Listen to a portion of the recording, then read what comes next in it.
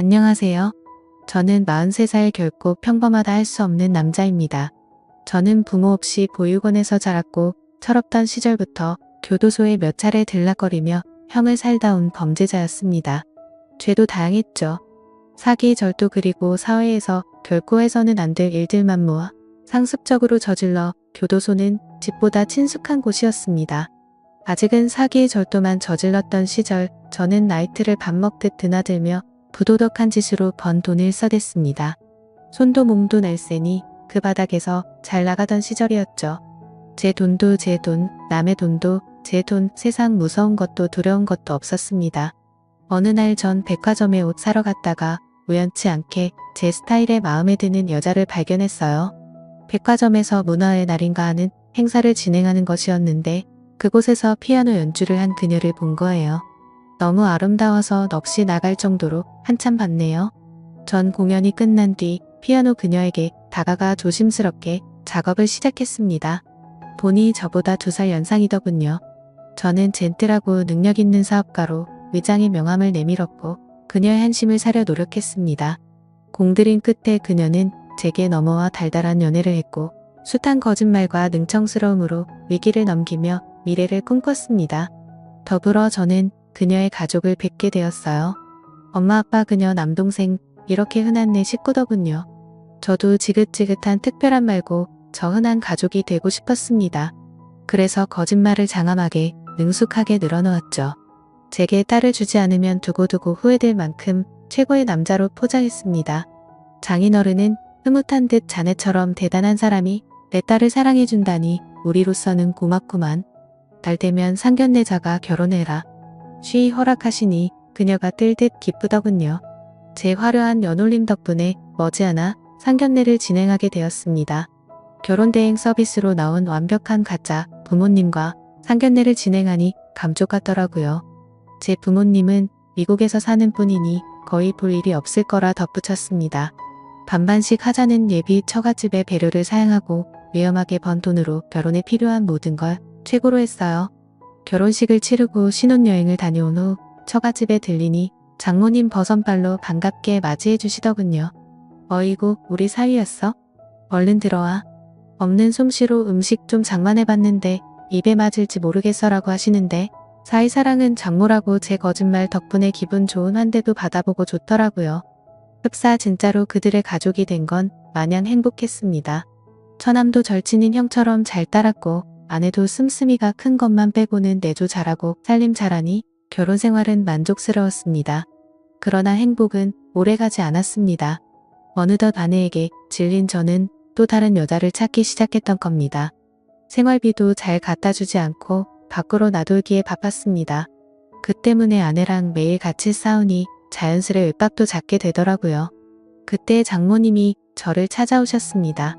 처음엔 속 썩이지 말라고 잔소리라도 할 요량으로 찾아왔나 싶더니 아이러니하게도 절 안쓰럽게 보시며 최서방 왜 이렇게 말랐어, 바쁘더라도 기니 잘 챙겨가면서 이해하지, 안 그러면 병나? 바깥일 해서 돈 버는 게 쉽지 않을 텐데 하는 사업이 잘 안 되면 일단 이걸로 생활비 보태 쓰는 게 어떻겠나? 대신 우리 딸에게는 말하지 말게. 자네가 좋다 해야지 사이도 회복되지 하며 정성껏 싸주신 도시락과 흰 봉투 하나를 내미시더라고요. 저는 건성으로 감사하다고 하고 도시락은 버리고는 돈 봉투만 챙긴 뒤 그걸 또 그날 밥 몽땅 탕진해버렸네요. 덕분에 아내와는 골이 깊어질 대로 깊어졌고 이어 돌이킬 수 없는 사건이 터져버리고 말았습니다. 나이트에서 한창 재미 좀 보고 있는데 어느 밥맛 없는 놈과 우발적으로 시비가 붙었어요. 결국 그 사람과 옥신각신하다 저는 사고를 치고야 말았습니다. 두려움에 몸이 부들부들 떨리더군요. 멍청하게 넋놓고 있는 바람에 경찰한테 현행범으로 잡혀갔습니다. 집안에서는 난리가 났어요. 처갓집은 저로 인해 대참사를 맞게 되었습니다. 모든 거짓말이 들통나버린 탓에 처남이 찾아와 욕설을 퍼부으며 원망하더군요. 이 때문에 장인어른은 사기 결혼이라 길길을 날뛰다 충격받아 쓰러지시고 아내는 현실을 받아들이지 못하며 장모님과 함께 매일 눈물로 지샌다 했습니다. 하지만 전 근데 그게 뭐 지금 내 코가 석자인데 짜증나게 니네 집까지 신경 써야 되냐며 사과는 못할 망정 되려 뻔뻔스럽게 나왔네요. 부끄럽게도 당시 전 쓰레기가 맞았습니다. 경찰은 저를 수사하는 과정에서 이번 사건뿐 아니라 그간 저지른 범죄까지 낱낱이 밝혀내었고 그 대가로 저는 징역 15년형을 선고받게 되었습니다. 감옥에서 썩을 생각을 하니 눈앞이 캄캄하더군요. 뒤늦게 아내는 저를 찾아왔습니다. 저 역시 충격에 너덜너덜해진 심신으로 아내를 보니 뭔가 울컥 올라오더라고요. 허나 당연하겠지만 아내는 그 어느 때보다 매몰찼습니다. 어떻게 당신이 나와 우리 가족을 기만할 수 있어 절대 용서 못해 하며 뒤도 안 돌아보고 가버렸습니다. 하긴 이 모든 게 다 제 탓인데 누굴 원망할까요? 거짓말로나마 가졌으면 그것에 감사하며 지키려고 노력했어야 했는데 오히려 스스로 망쳐버렸으니 더 후회스러웠습니다. 저 같은 분리수거도 안 되는 쓰레기 같은 인간. 제가 떠나더라도 제 죽음을 슬퍼해 줄 사람이 있을까요? 세상은 오히려 더 잘 돌아가겠죠. 저는 매일매일을 자책감으로 지옥 속에서 살아가며 몇 달쯤 지났을 때 바로 그때였죠. 최서방, 잘 지냈나? 우리 최서방 맨날 볼 때마다 여유여서 어쩌나. 내 음식은 못 가져오고 영치금 좀 넣었네. 건강 좋고 맛 좋은 음식들 좀 사 먹어라. 며칠 후 장모님이 찾아오셔서 예상치 못한 반응으로 절 당황하게 만드시는 게 아니겠어요. 저는 기가 막힌 나머지 어이없이 대꾸했네요. 지금 뭐 하시는 거예요? 장모님 제가 밉지 않으세요? 저 장모님이랑 식구들 다 작정하고 속인 범죄자예요. 장인어른 쓰러지신 것도 다 제 탓인데 이 상황에서 어떻게 제 걱정을 해주실 수가 있어요? 부모 없고 돈 없는 범죄자인 제가 그렇게 불쌍하세요? 하니 장모님 눈가가 어느새 빨개져 맺은 눈물을 닦아내시며 자네는 내 아들이나 마찬가지야. 내 딸이 연이 되어서 부부로 살았는데 그보다 더 귀한 인연이 어딨어. 자네의 심성 고운 게 하나는 내가 누구보다 잘하네. 자네가 어떤 사람이든 상관없어. 죄값 치르고 다시 재기할 수 있게 내가 뒷바라지 할 테니 아무 걱정 말고 잘 지내가고 가셨습니다. 저는 장모님의 행동이 이해가 되질 않아 깊은 생각을 해봤지만 부무지 까닭을 알 수가 없었습니다. 내버려지 같은 인생 전반을 알게 됐으니 그 일순간의 감정으로 알량한 동정심에 이러다 말겠지 싶었는데 장모님은 주기적으로 면회를 오시며 사람을 사랑하는 법을 몰랐던 제게 큰 희망과 위안이 되어 주셨습니다. 그렇게 15년이라는 시간이 흘렀습니다. 그 사이 장모님 연세도 많이 드셨더라고요.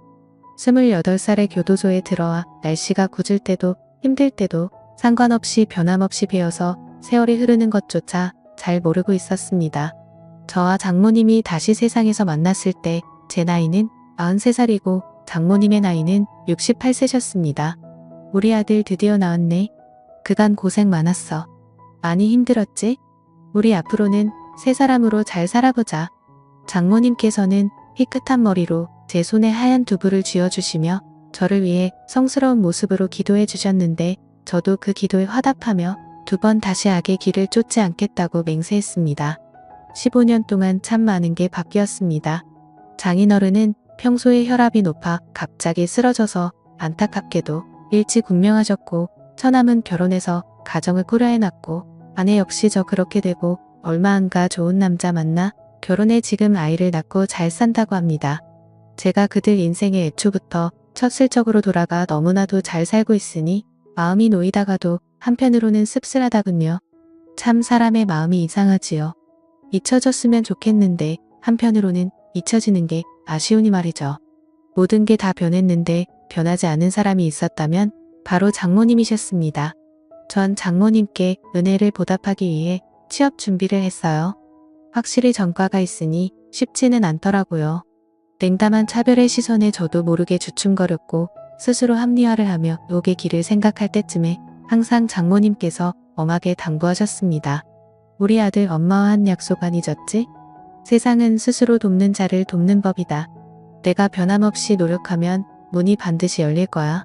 내가 날 받아주었던 것처럼 말이야. 곁에서 우리 아들이라 하시며 잡아주셨던 장모니 많이 어머님네. 저는 그렇게 장모님의 아들로 살게 되었습니다.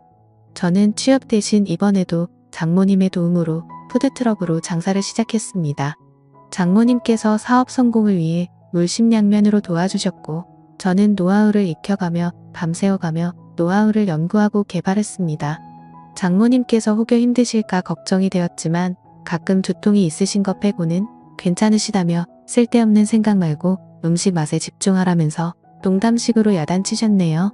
그러면서 갑자기 저와 장모님 준비도 안 된 셀카를 혹 찍으시는데 저는 볼멘 소리로 아 장모님 저 지금 땀 때문에 머리도 이상한데 갑자기 사진 찍으시면 어떡해요? 괜찮아. 난 인위적인 것보다 이렇게 자연스러우니 얼굴이 더 좋더라. 자 봐봐 잘 나왔어. 하시며 보여주는데 저와 장모님 둘 다 자연스레 찍힌 셀카가 떡하니 있었네요. 막 재밌다고 웃으시면서 저장하시더라고요. 저도 두 손 두 발 들고 같이 웃고 말았습니다. 지나고 나니 이 시간들은 제게 두 번 다시 오지 않을 참 소중한 순간들이었네요. 덕분에 푸드트럭 사업은 날로 번창했고 돈을 조금씩 손에 쥐게 된 저는 제일 먼저 장모님께 빚진 사업 자금을 갚고 매달 용돈을 드렸습니다. 극고 안 받으시겠다고 사양하셨지만 억지로라도 드리지 않으면 제가 투발 뻗고 잘 자신이 없었어요. 장사가 잘 돼서 손이 바빠지자 저는 장모님과 둘이 운영을 하게 되었습니다. 그날도 손님들이 줄이어 장사에 정신이 없었을 무렵 문득 눈앞에 낯익은 여자와 남자가 나타났습니다. 바로 전 아내랑 처남이었어요. 전 아내와 처남은 불같이 화를 내며 날뛰면서 푸드트럭의 재료들을 다 엎어버리고 장모님께 소리 지르더군요. 엄마 미쳤어. 어떻게 나를 감쪽같이 속이고 이 범죄자랑 나란히 이러고 있어. 이 자식이 나한테 우리 집한테 무슨 짓을 했는데 만약 내 남편이 알기라도 하면 그땐 엄마가 다 책임질 거냐고 하며 악바구니를 썼습니다. 장모님 딸의 심정을 누구보다 잘 알기에 대답 대신 일단 얘기하자 했으나 전 아내는 아랑곳 않고 제게 욕을 쏟아부었습니다.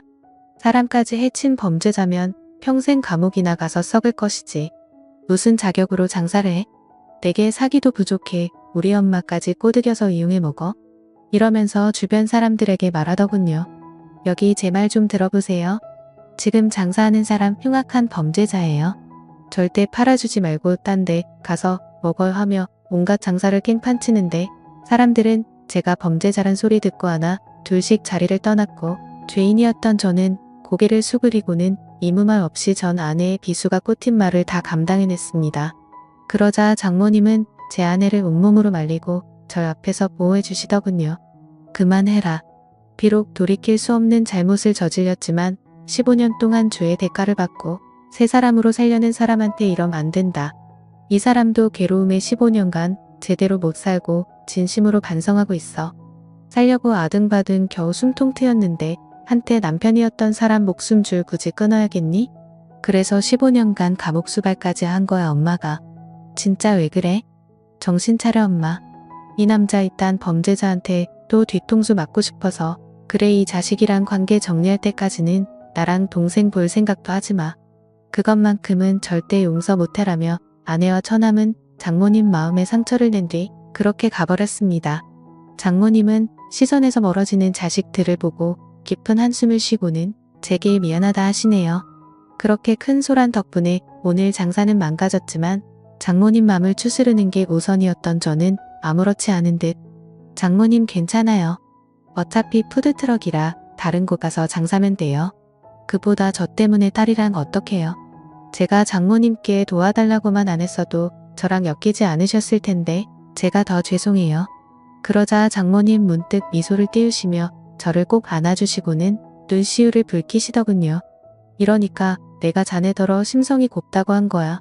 모질지 못해서 부모 잘 만나고 좋은 환경에서 잘 배웠으면 누구보다 잘 살았을 우리 아들인데 자네는 내 아픈 손가락일세. 아픈 손가락 치료해주고 신경 쓰는 건 부모로서 당연한 거야. 미안해 하지마. 저는 장모님을 안고서 지난 과거를 뼈저리게 반성하며 눈물을 쏟으며 한바탕 부둥켜 안고 울었네요. 그리고 장모님은 그 이후로 제 앞에 나타나질 않았습니다. 처음에는 연락을 드릴까 하다가 또 괜히 저 때문에 전 아내랑 처남과 갈등을 빚을까 싶어 말았습니다. 전 아내도 가정이 있으니 당연히 저랑 장모님이 엮이는 게 불편하고 불안했겠죠. 그 심정 또한 이해 못하는 거 아니었으니 더 어쩔 수가 없었습니다. 장모님의 빈자리가 사뭇 느껴지니 춥고 외롭더군요. 그동안 그분이 제게 얼마나 따뜻하고 든든하신 분이셨는지 뼈가 사뭇 지도록 느껴지더이다. 하지만 저도 언제까지 그분 곁에 있을 수는 없으니 친자식들한테 돌려드리는 게 맞는 수순이겠죠. 그분을 욕심냈던 제가 참 그랬습니다. 그분 없이 홀로 서기를 할 맘으로 굳게 다짐하고 일에 열중해서 돈은 점차 쌓여져 갔지만 그분이 없으니 종이나 다름이 없었습니다. 매 순간 그분이 참 그립더군요.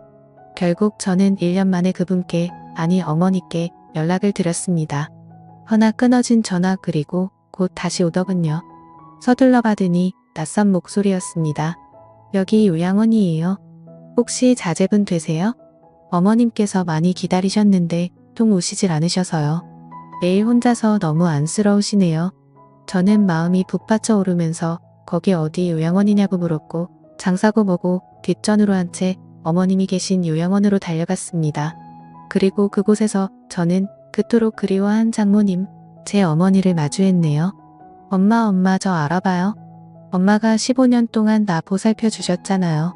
엄마가 나 살려줘서 지금 이 자리에 있는데 내가 살 수 있는 이유가 됐는데 왜 엄마는 아파야 되냐고요. 엄마는 10개월 전 뇌졸중으로 쓰러져 이곳으로 왔다고 했습니다. 건강한 모습으로 제게 다정하게 웃으셨던 그분이 차마 말로 담지 못할 슬픈 모습으로 절 향해 눈물을 떨구시고 미소를 짓고 계시더군요. 아들이라는 입모양만 힘겹게 움직이며 제게 손을 내미셨습니다. 그토록 잡고 싶었던 장모님의 손을 붙잡고 제 감정에 취해 울고 또 울었습니다. 장모님 속상할 것 뻔히 알면서 감정 다스리기란 쉽지 않더군요. 전 아내도 처남도 자식이란 것들이 요양원에 모셨으면 잘 보살피기라도 할 것이지. 이딴 식으로 소중한 분을 내팽겨 치고 살아가고 있다는 게 참 괘씸했습니다. 찾아가서 다 뒤집어 엎고 싶었으나 엄마의 살과 뼈로 만들어진 사랑하는 자식인데 그분의 핏줄을 제가 어찌 감히 건드릴 수 있을까요? 그저 죄의 대가를 하늘에게 떠넘기며 그 누구도 미워하지 않기로 안간 힘을 썼습니다. 뇌졸중 때문에 말씀이 힘든 상황에서도 불구한데 휴대폰을 늘 갖고 계셨다 합니다. 바로 휴대폰 안의 사진들 때문에요. 사진첩들을 보니 장모님의 가족 사진들이 수백 장 있더라고요. 전 아내와 처남의 가족들도 처음 보았습니다. 환하게 웃고 혼잣말을 취하고 있는 사진들 중에 어느 바보같이 나온 우스꽝스러운 사진이 제 시선을 사로잡더군요. 바로 장모님께서 훅 들어와 찍은 바보같이 나온 저와 장모님의 셀카였습니다. 뒤늦게 본 배경화면도 그 사진이더군요. 장모님은 주로 사진을 보시며 시간을 보내시는데 그 사진을 제일 오래 보시며 시간을 보내신다고 하던 말이 사람을 얼마나 복받치게 하던지요. 엄마 내가 보고 싶었으면 얘기를 해야죠. 왜 기다리고만 있었어요? 괜찮아요. 이제 내가 찾아왔으니까 이제 내 차례예요. 내가 자식으로서 엄마 곁을 지킬게요. 그렇게 모든 사람들에게 당당하게 내 엄마가 그분이고 그분의 자식이 바로 저라며 자랑스럽게 얘기하고 다녔습니다. 내 어머니 이제 내가 돌봐드릴 테니 걱정 마시라고 앞으로 요양원비도 필요한 치료 비용도 제가 다 내겠으니 보호자는 제가 하겠다고 자처했고요. 이 소식을 들은 전 아내가 제게 전화와서 혹여나 양자로 입적해 재산 노릴 생각일랑은 꿈에도 말라며 선을 그어놓은 거 내 엄마 나한테 준 것으로 재산 값어치 이상했다며 오히려 고맙다 했습니다. 저는 낮에는 장모님을 찾아가 같이 시간을 보냈고 밤에는 푸드트럭 장사를 하며 생계를 이어나갔습니다. 이렇게라도 엄마를 모실 수 있으니 너무 행복하고 좋았네요. 우리의 만남은 완벽한 해피엔딩이었습니다. 그리고 해피엔딩 그 이후의 일은 묻지 마십시오. 제 입을 고이 닫으랍니다. 그분이 제 곁에 계심으로 전 사랑할 줄 아는 방법을 배웠고 사랑을 나누는 방법도 배웠습니다. 허니 어머니께서도 제 고백을 알아주셨으면 좋겠습니다. 당신이 내 인생에 참 간절한 존재였다는 걸 말입니다. 여러분들의 생각은 어떠신가요? 여러분들의 생각을 댓글로 남겨주세요. 감사합니다.